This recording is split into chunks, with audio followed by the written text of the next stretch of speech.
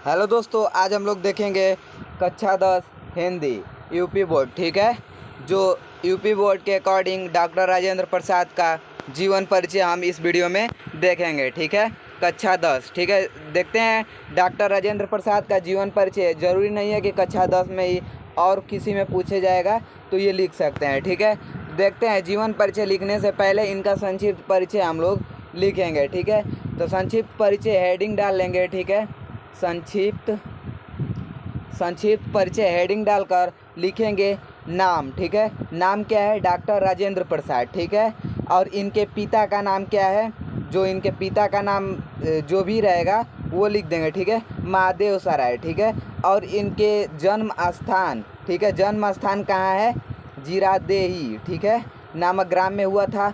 और इनके जन्म सन क्या है? तो 1884 ईस्वी में हुआ था। ठीक है, और ये क्या हुए कि ये कहाँ से शिक्षा ग्रहण किए थे ये लिख देंगे, और बहुत मतलब कि और इनकी रचना लिख देंगे। इतना हम लोगों का संक्षिप्त परिचय बहुत हो जाएगा। ठीक है, अब देखते हैं इनका जीवन परिचय। जीवन परिचय हेडिंग डालेंगे और लिखेंगे। ठीक है, लिखेंगे क्या? देश रत्न डॉक्टर राजेंद्र प्रसाद का जन्म सन 1884 ईस्वी में बिहार राज्य के छपरा जिले के जीरादेई नामक ग्राम में हुआ था। ठीक है, बिहार के छपरा जिले, ठीक है, कहाँ कहेगा? छपरा जिला में। ठीक है, और देखते हैं, और इनके पिता का क्या नाम था? इनके पिता का नाम महादेव सराय था। ठीक है, महादेव सराय था। अब ये देखिए, आप लोग जान गए इनके पिता का क्या नाम था? महादेव सराय था। ठीक है, अब देखिए इनका परिवार गांव के संपन्न और प्रतिष्ठित कृषक परिवार में से था। ठीक है, और देखिए इन्होंने कलकत्ता विश्वविद्यालय से MA LLB की परीक्षा उत्तीर्ण की थी। ठीक है, MA और LLB की परीक्षा उत्तीर्ण की थी। ठीक है, यानी वकालत की परीक्षा उत्तीर्ण की थी। कहाँ से उत्तीर्ण किए थे? तो कोलकाता से। ठीक है, और देखते हैं ऊपर, और देखते हैं ये प्रतिभा संपन्न और मेधावी छात्र थे और परीक्षा में सदैव प्रथम आते थे। ठीक है, कोई भी परीक्षा हो ये सदैव क्या आते थे? प्रथम आते थे। ठीक है, और देखते हैं कुछ समय तक मुजफ्फरपुर कॉलेज में अध्यापन कार्य करने के पश्चात ये पटना और कलकत्ता हाई कोर्ट में वकील भी रहे। ठीक है, ये कलकत्ता में क्या रहे? वकील भी रहे। ठीक है, और देखते हैं इनका झुकाव प्रारंभ से ही राष्ट्रीय सेवा की ओर था। ठीक है, मतलब कि ये राष्ट्रीय सेवा की ओर ज़्यादा मन लगता था इनका। ठीक है, और देखते हैं सन 1917 ईस्वी में गांधी जी के आदर्शों और सिद्धांतों से प्रभावित होकर इन्होंने चंपारण के आंदोलन में सक्रिय भाग लिया। ठीक है, अब देखिए, मतलब कि गांधी जी के सिद्धांतों पर इन्होंने चंपारण आंदोलन में क्या किए?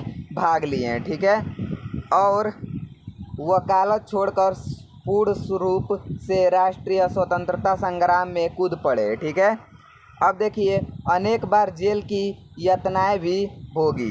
ठीक है, ये अनेक बार जेल भी गए। ठीक है, इन्होंने विदेश जाकर भारत के पक्ष को विश्व के सम्मुख रखा। ये 3 बार अखिल भारतीय कांग्रेस के सभापति तथा भारत के संविधान का निर्माण करने वाली सभा के सभापति चुने गए। ठीक है, सभापति चुने गए।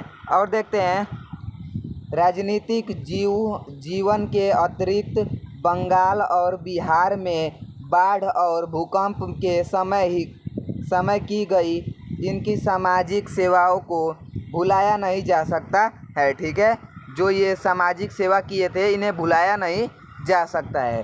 सदा जीवन उच्च विचार इनके जीवन का पूर्ण आदर्श था। ठीक है, पूर्ण आदर्श था। इनकी प्रतिभा, कर्तव्यनिष्ठा, ईमानदारी और निष्पक्षता से प्रभावित होकर इनको भारत गणराज्य का प्रथम राष्ट्रपति बनाया गया। इस पद को ये सन 1952 से सन 1962 ईस्वी तक सुशोभित करते रहें। ठीक है, सुशोभित करते रहें।